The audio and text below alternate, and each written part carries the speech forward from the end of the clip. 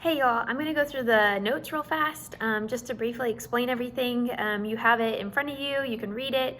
I just wanna make sure we understand.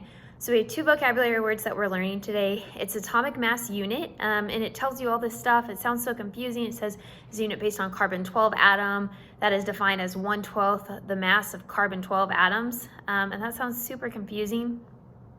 I want you to realize that carbon-12, 12 is the mass number, it's protons plus neutrons. Carbon always has 6 protons, so that means that it has to have 6 neutrons because 6 plus 6 is 12. And so if it's 1/12 of that, it's either a proton or a neutron. And since they have the same mass, it doesn't matter which one it is. And so essentially that definition is just saying that 1 AMU is a proton or is a neutron.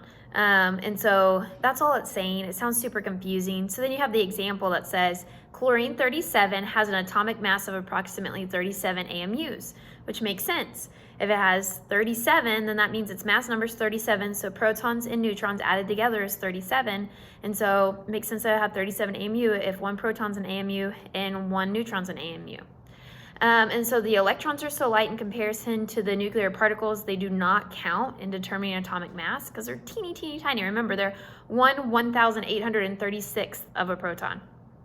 That means just to get to be one proton the same mass, you would need 1,836 electrons.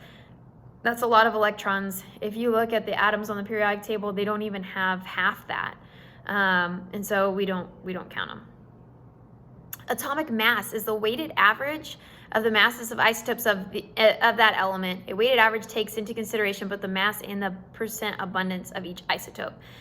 Weighted averages, we do them all the time. You do them for your grades in GPA.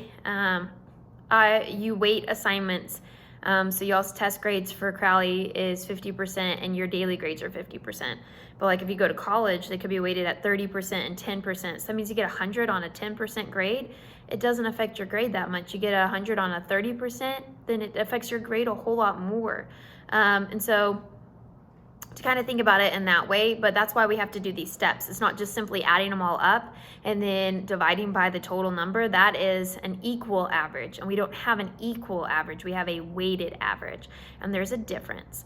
And so in the other two videos, which I already did first before I did this one, I worked out the problems with you. And so if you get stuck, you can watch those. I highly recommend trying to understand the problems before you watch the videos, and the videos can be a check that you did it right. Instead of trying to learn from both videos. So look at the example and kind of go from there. And I am always available if you need help. If you want to set up a tutoring time, just let me know. You just need to schedule them a little bit in advance, okay? Y'all have a good day.